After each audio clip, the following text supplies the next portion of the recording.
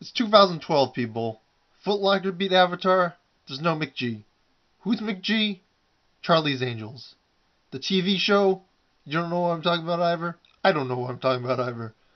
You don't know, because it's 2012. Terminator Salvation is done, and unmemorable now by most people, other than me, who read Wikipedia. Also, RPM is still memorable for the most memorable Disney, not only Disney, but out of all, I would say out of all the Power Ranger series ever, RPM is the most memorable. It was very pop culture-y. It was very brilliantly written. It had characters that had to deal with a horrible war and lose characters that they loved. It had a main character that was not the Red Ranger. It had a lot of things that were going for it that was very distinct, unlike in Gobuster, where it just doesn't seem to be that well written compared to like other medium. It does not seem to be as grand or of a follow-up as Magic Ranger was to Harry Potter and the Lord of the Rings, with actors with great chemistry, great role models, and representatives of the brand, great writing, and great acting that really were natural and remind me of Mighty Morphin Power Rangers. I do not see the chemistry with the Go Busters. They're not friends, but they're definitely not making a cult to not be friends like Akashi and Masumi and Bokenger, or Time Red and Time Fire and Time Ranger, because they're different ideologies, Machiavellian or background based. It's not a very dark or realistic show. RPM was the ultimate evolution of Power Rangers. Ghostbuster was definitely a distinct show, but it's not, let's say, 2001: A Space Odyssey, Star Wars, Blade Runner, Superman, Batman, Batman Begins, Inception, W, O's, Battlestar Galactica, Terminator, the Sarah Connor Chronicles. This is what I get for doing it in one take.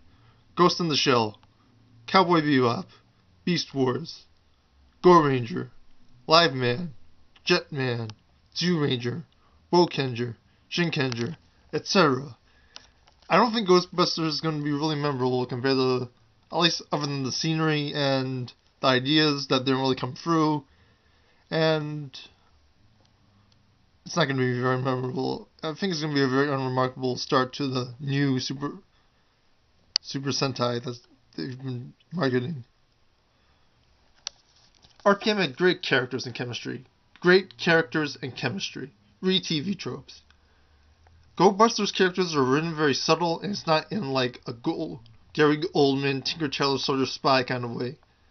They don't seem very thought out. Hiromu is a teenager who gets frozen when he looks at chickens, with some storyline about looking after others. Even in the beginning, he doesn't look like they're on the same team.